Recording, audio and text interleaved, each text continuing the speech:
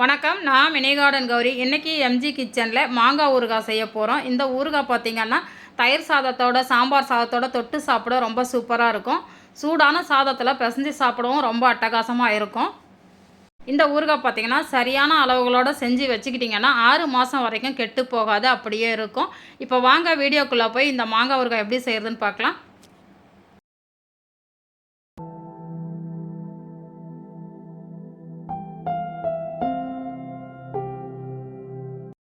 இந்த மாங்காய் ஊறுகாய் செய்கிறதுக்கு பார்த்திங்கன்னா 2 கிளிமுக்கு மாங்காய் நல்லா கழுவிட்டு தொடச்சி எடுத்து வச்சுருக்கிறேன்.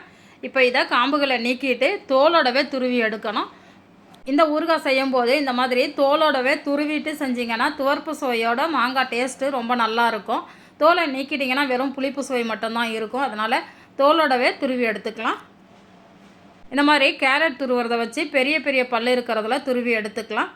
துருவலும் பார்த்திங்கன்னா கொஞ்சம் பெருசு பெருசாக இருக்கிற மாதிரி பார்த்துக்கோங்க. இப்போ எல்லாத்தையுமே இதை துருவிட்டு காமிக்கிறேன்.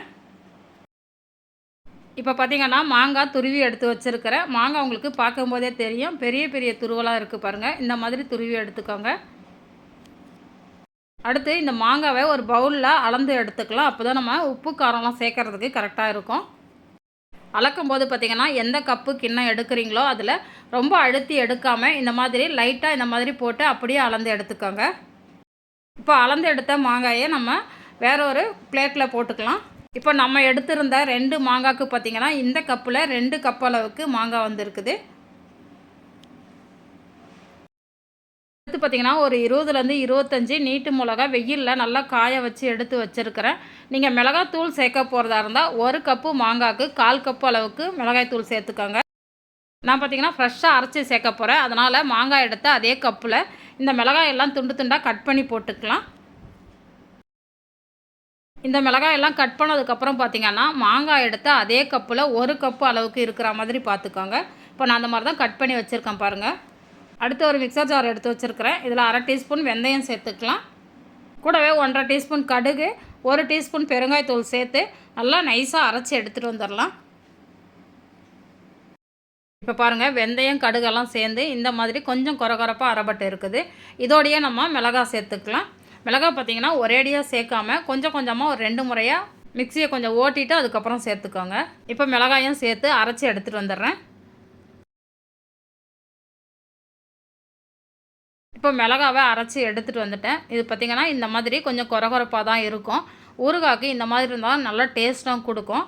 அடுத்து இதோட உப்பு சேர்க்கணும். உப்போட அளவு பார்த்திங்கன்னா 2 கப் அளவுக்கு மாங்காய் எடுத்துருந்தோம். அதே கப்பில் 1/4 கப்புக்கும் கொஞ்சம் குறைவாக உப்பு சேர்த்துக்கோங்க. நான் கல் உப்பு தான் எடுத்துருக்கிறேன். இந்த மிளகாயோட சேர்த்து அதையும் அரைச்சி எடுத்துகிட்டு வந்துடலாம். இப்போ பார்த்திங்கன்னா ஊறுகாய் செய்கிறதுக்கான மிளகாய் தூளும் ரெடி ஆகிடுச்சு. இந்த மிளகாய் தூள் பார்த்திங்கன்னா நம்ம அளந்து எடுக்கணும். மாங்காய் எடுத்து அதே கப்பில் தான் அளக்கணும். நம்ம அரைச்ச மிளகாய் தூளை இந்த கப்பில் போட்டு அளந்து எடுத்துக்கலாம். 1/2 கப்பு அளவுக்கு மிளகாய் தூள் இருந்தால் கரெக்டாக இருக்கும் நம்மளுக்கு. இப்போ 1/2 கப்பு அளவுக்கு இதில் மிளகாய்த்தூள் சேர்த்துட்டேன். மீதி பார்த்திங்கன்னா மிக்சர் ஜாரில் கொஞ்சம் மிளகாய்த்தூள் இருக்குது.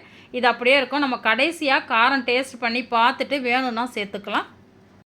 அடுத்து அடுப்பில் ஒரு பாத்திரம் வச்சுருக்கிறேன். இதில் மாங்காய் அளந்த அதே கப்பில் 1 கப்பு அளவுக்கு நல்லெண்ணெய் சேர்த்துக்கலாம். நல்லெண்ணெய்க்கு பதில் நீங்கள் கடலை எண்ணெய் கூட சேர்க்கலாம். அது கூட வாசனை டேஸ்ட் எல்லாமே நல்லாயிருக்கும். நான் இன்றைக்கி நல்லெண்ணெய் தான் சேர்க்குறேன். சூடானதுக்கப்புறம் 1/4 ஸ்பூன் வெந்தயம், 1/2 ஸ்பூன் சீரகம், 1 ஸ்பூன் கடுகு சேர்த்துட்டு கூடவே ஒரு காஞ்ச மிளகா விதையெல்லாம் எடுத்துகிட்டு சேர்த்துக்கோங்க. இதெல்லாம் நல்லா பொரிஞ்சு வந்ததுக்கப்புறம் ஸ்டவ் ஆஃப் பண்ணிடலாம். ஸ்டவ் ஆஃப் பண்ணிவிட்டு ஒரு 5 நிமிஷம் அப்படியே விட்டுடலாம். அதுக்கப்புறம் கொஞ்சமாக பெருங்காயத்தூள் சேர்த்துக்கலாம். கூடவே கருவேப்பிலை இலைகள் தண்ணியெல்லாம் இல்லாமல் நல்லா காய வச்சு எடுத்து வச்சுக்கோங்க. அதை இதோடு சேர்த்துடலாம். கருவேப்பிலை நல்லா பொரிஞ்சு வந்ததுக்கப்புறம் நம்ம ரெடி பண்ணி வச்சுருக்கிற மிளகாய்த்தூளை இந்த எண்ணெயிலேயே சேர்த்துடலாம். மிளகாய்த்தூள் சேர்த்ததுக்கப்புறம் ஈரம் இல்லாத ஒரு கரண்டியை வச்சு இந்த மிளகாய்த்தூளை நல்லா கலந்து விடுங்க. எண்ணெயிலே இது நல்லா அந்த பச்சை வாசனைலாம் போயிட்டு நல்லா வாசனை நல்லா வரும். மிளகாய்த்தூளும் நல்லா வாசனை வந்ததுக்கப்புறம் நம்ம துருவி வச்சுருக்கிற மாங்காவை சேர்த்துடலாம். சேர்த்துட்டு நல்லா கரண்டியை வச்சு நல்லா கலந்து விடலாம். இந்த மாங்காவை இந்த மாதிரி நல்லா கலந்து விட்டதுக்கப்புறம் ஒரு தடவை டேஸ்ட்டு பார்த்துக்கோங்க. காரம் உப்பு எல்லாமே கரெக்டாக இருக்கா அப்படின்றத செக் பண்ணிக்கோங்க. இப்போ எனக்கு பார்த்திங்கன்னா காரம் உப்பு கொஞ்சம் கம்மியாக இருக்க மாதிரி இருக்குது. அதனால் நம்ம எடுத்து வச்சுருந்தா மிளகாய்த்தூளையும் இதிலையே சேர்த்துட்றேன். சேர்த்துட்டு ஒரு முறை நல்லா கலந்து விட்டுடலாம். இந்த ஊறுகாய்க்கு பார்த்திங்கன்னா கடையில் வாங்குகிற வெறும் மிளகாய் தூள் சேர்க்கிறத விட இந்த மாதிரி மிக்சியில் ஃப்ரெஷ்ஷாக அரைச்சிட்டு சேர்த்திங்கன்னா டேஸ்ட்டு ரொம்ப சூப்பராக இருக்கும். இப்போ நம்மளோட மாங்காய் ஊறுகாய் பார்த்திங்கன்னா காரம் உப்பு எல்லாமே கரெக்டாக இருக்குது. ஊறுகாவும் சூப்பராக இருக்குது பாருங்கள், கலர்ஃபுல்லாக. கட்டாயம் நீங்கள் ட்ரை பண்ணி பாருங்கள். இப்போ இந்த ஊறுகாய் நல்லா ஆறட்டும். ஆறினதுக்கப்புறம் உங்களுக்கு காமிக்கிறேன். நம்ம ஊறுகாய் செஞ்சு வச்சு ஒரு 3 மணி நேரம் ஆச்சு. ஓப்பன் பண்ணி பார்க்கலாம். இப்போ பாருங்கள், நம்மளோட ஊறுகாய் சூப்பராக ஆறிடுச்சு. அதே சமயம் எண்ணெய் எல்லாம் நல்லா பிரிஞ்சு வந்திருக்கு பாருங்கள். இப்போ இதை நம்ம நல்லா ஒரு முறை கலந்து விட்டுட்டு ஒரு கண்ணாடி பாட்டிலில் போட்டு ஸ்டோர் பண்ணி வச்சுக்கலாம்.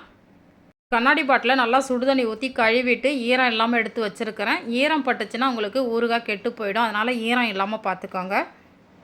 இந்த ஊறுகாய் பார்த்திங்கன்னா நீங்கள் வெளியில் வச்சு 1 மாதம் வரைக்கும் யூஸ் பண்ணலாம். ஃப்ரிட்ஜில் வச்சிங்கன்னா 6 மாதம் வரைக்கும் கூட யூஸ் பண்ணலாம். அப்படியே இருக்கும். இப்போ ஊறுகாய் செஞ்சு வச்சு அடுத்த நாள் காமிக்கிறேன் உங்களுக்கு. ஊறுகாய் பாருங்கள் எந்த அளவுக்கு கலர்ஃபுல்லாக எண்ணெய் எல்லாமே பிரிஞ்சு சூப்பராக வந்திருக்கு பாருங்கள். அடுத்த நாள் காலையில் நீங்கள் மூடியை ஓப்பன் பண்ணி பார்த்தீங்கன்னா ஒரு 1/4 இன்ச் அளவுக்கு உங்களுக்கு எண்ணெய் மேலே மிதந்து வரணும். சப்போஸ் உங்களுக்கு இந்த மாதிரி எண்ணெய் மிதந்து வரலன்னா நீங்கள் கொஞ்சம் எண்ணெயை காய்ச்சி கூட ஊற்றிக்கலாம். ஒரு 1/4 இன்ச் அளவுக்கு எண்ணெய் மேலே இருந்தால் தான் உங்களுக்கு ஊறுகாய் எவ்வளோ நாளானாலும் கெட்டு போகாமல் அப்படியே இருக்கும். அதனால் அதை ஃபாலோ பண்ணிக்கோங்க. இந்த ஊறுகாயை நிறைய செஞ்சு வச்சு ரொம்ப நாள் வச்சு யூஸ் பண்ணணும்னு நினச்சிங்கன்னா அடிக்கடி வெயிலில் வச்சு எடுத்திங்கன்னா அப்படியே இருக்கும் ஃப்ரெஷ்ஷாக. இந்த மாங்காய் சீசனில் இந்த மாங்காய் தொக்கு ஊறுகாய் செஞ்சு பார்த்துட்டு உங்களுக்கு எப்படி வந்தது அப்படின்றத கமெண்ட்டில் சொல்லுங்கள். ஊறுகாய் எடுக்கும்போது ஈரம் இல்லாத இது மாதிரி ஒரு முள்கரண்டியை வச்சு எடுத்திங்கன்னா உங்களுக்கு எண்ணெய் இல்லாமல் ஊறுகாய் எடுக்க முடியும். இந்த வீடியோ பிடிச்சிருந்தால் நம்ம சேனலை சப்ஸ்கிரைப் பண்ணி வச்சுக்கோங்க. நான் சுவைக்கட்டும், ஆரோக்கியம் பெருகட்டும். நன்றி.